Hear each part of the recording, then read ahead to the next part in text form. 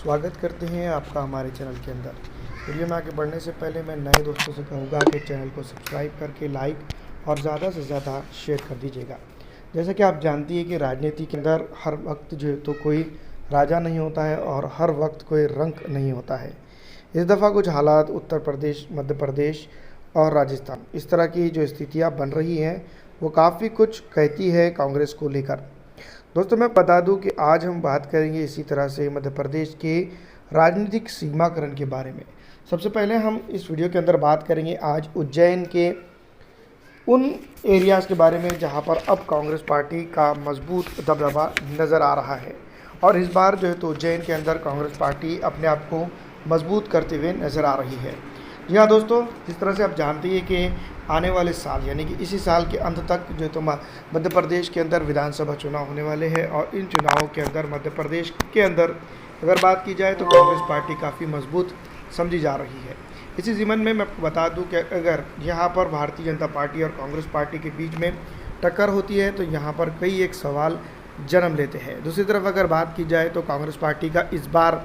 पिछली बार की तरह इस बार भी जो है तो पक्ष काफ़ी मजबूत माना जा रहा है और जिस तरह से पक्ष मजबूत माना जा रहा है उसको देखकर यही लगता है कि यहाँ पर जो है तो कई बड़े सवालात जो है तो खड़े हो सकते हैं। इस बार जो तो शिवराज सिंह चौहान की 18 साल की राजनीति को जो है तो कांग्रेस पार्टी पूरी तरह से चुनौती देने में सक्षम रहेगी। इस तरह की जो तो गलियारे चुनावी बिछाने वाले और सियासी समझ को रखने वाले लोग कह रहे हैं।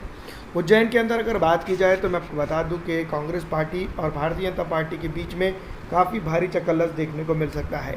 230 की विधानसभा मध्य प्रदेश के अंदर 29 सीटें या फिर यूँ भी माना जाए कि एक बहुत बड़ा हिस्सा उज्जैन से आता है। उज्जैन की अगर बात करें तो मैं आपको बता दूं कि शिवराज सिंह चौहान यहाँ पर पिछली दफ़ा चुनावी सीमाकरण साधने में काफ़ी मजबूत रहे थे, लेकिन इस बार जिस तरह से मैं आपको बता दूं जो पद यात्रा हुई थी, भारत जोड़ो यात्रा जिसको हम कह सकते हैं, उसका असर काफ़ी जगहों पर देखने को मिल रहा है और राहुल गांधी की जो है तो मजबूत पकड़ यहाँ पर समझी जा रही है। दूसरी तरफ प्रियंका गांधी की बात करें तो प्रियंका गांधी भी यहाँ पर चुनावी बिसात बिछाने में कामयाब होते हुए नज़र आ रही हैं और जो कांग्रेस पार्टी के लिए काफ़ी मजबूत स्थिति पैदा कर सकती है। वैसे मैं आपको बता दूं कि जो शिवराज सिंह का 18 साल का जो कार्यकाल रहा है उसको लेकर काफ़ी मध्य प्रदेश के अंदर जो है तो भयावह स्थिति है और यहाँ की सरकार के ऊपर जो तो कई बार आलोचनाओं का शिकार होते हुए नज़र आई है। दूसरी तरफ अगर बात करें दोस्तों मैं आपको बता दूं कि उज्जैन की, तो मैं आपको बता दूं कि उज्जैन की 29 सीटें आती हैं और 29 सीटों के जो कॉम्बिनेशन है, जो उज्जैन रीजन है जिसको देख बात की जाए तो कांग्रेस पार्टी ने इसके लिए एक ऑब्जर्वर बनाया है और उसके ऊपर जो है तो जो जिस तरह से वो काम कर रही है वो काफ़ी जो है तो तारीफ़ के काबिल है। दूसरी तरफ अगर बात की जाए तो यहाँ पर कितनी विधानसभा सीटें आती है, 29 विधानसभा सीटें आती है और वो किन किन ज़िलों से आती है। यहाँ पर कुछ अगर मालवा, देवास, मंदसौर, नीमच, रतलाम, शाहजहाँपुर, उज्जैन, इस तरह से जो तो ये 7 तकरीबन ज़िले हैं, इनको मिलाकर जो है तो उज्जैन का कॉम्बिनेशन यानी कि रीजन बनता है और इसके अंदर कांग्रेस पार्टी ने पूरी तरह से मजबूत स्थिति को लाने में या फिर मजबूत स्थिति को भापने में वो कामयाब होते नज़र आ रही है। जिस तरह से हालात बन रहे हैं पूरी तरह से अगर बात करें तो कांग्रेस की तरफ जाते हुए नज़र आ रहे हैं।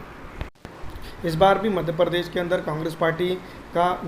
अपोज करने के लिए भारतीय जनता पार्टी के वरिष्ठ नेताओं में से शुमार किए जाने वाले प्रधानमंत्री नरेंद्र मोदी भी ताल ठोकेंगे। लेकिन दोस्तों जिस तरह से मैं आपको बता दूं कि जो हालात नज़र आते हैं कांग्रेस पार्टी के पक्ष में ही जाते हुए नज़र आ रही हैं। जिस तरह से मैं आपको बता दूं मणिपुर, हरियाणा या फिर दोस्तों चलती ट्रेन में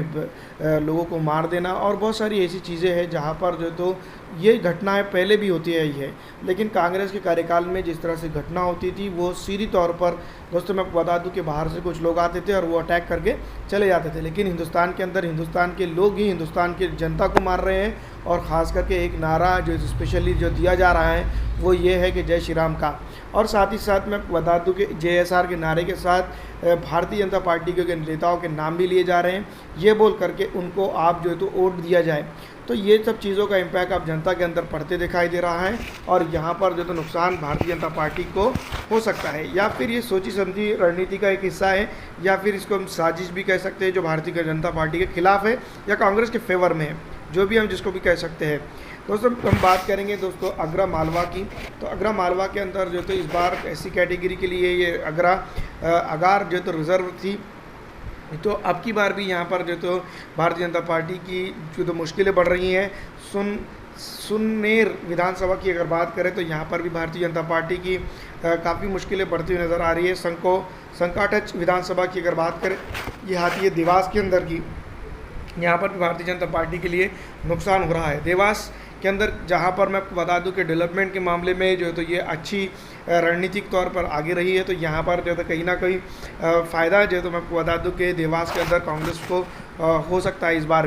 भी ज्योतिरादित्य सिंधिया के नेतृत्व में अगर कभी यहाँ पर कुछ हो सकता है तो अलग बात है। हटपिपलिया की अगर बात करें तो मैं आपको बता दूं कि यहाँ पर भी यही हालात है। काटेगांव की अगर बात करें तो मैं आपको बता दूं कि भारतीय जनता पार्टी को यहाँ पर फ़ायदा हो सकता है। बग्गाली की अगर बात करें जो मैं आपको बता दूं कि एसटी कैटेगरी के लिए रिजर्व हैं, यहाँ पर भी मैं आपको बता दूं कि भारतीय जनता पार्टी के लिए काफ़ी नुकसान की जो है तो खबर आ सकती है। मंदसौर ज़िले की अगर बात करें तो मंदसौर ज़िले के अंदर 4 विधानसभा क्षेत्र आते हैं और चारों विधानसभा क्षेत्र की अगर बात की जाए तो मैं आपको बता दूं कि ये राजनीतिक सीमाकरण या फिर राजनीतिक गलियारा या फिर राजनीतिक जो तो अखाड़ा बनते हुए नज़र आ रहा है और इसके अंदर नुकसान सीधी तौर पे भारतीय जनता पार्टी को होता हुआ नज़र आ रहा है। दूसरी तरफ अगर बात करें मंदसौर की तो मैं आपको बता दूं कि मंदसौर के अंदर जो तो मजबूत स्थिति में भारतीय जनता पार्टी एक वक्त में थी, लेकिन अब कांग्रेस यहाँ पर सेंधमारी करते हुए नज़र आ रही है। मंदसौर, महालगढ़, सवासा और गरिहत की अगर बात करें तो यहाँ पर मैं आपको बता दूं कि भारतीय जनता पार्टी को नुकसान हो सकता है। दूसरी अगर बात करें तो नीमुच ज़िला आता है। नीमुच ज़िले की अगर बात करें तो मैं आपको बता दूं कि यहाँ पर जिस तरह से 3 जो इसको हम विधानसभा कह सकते हैं, मनसा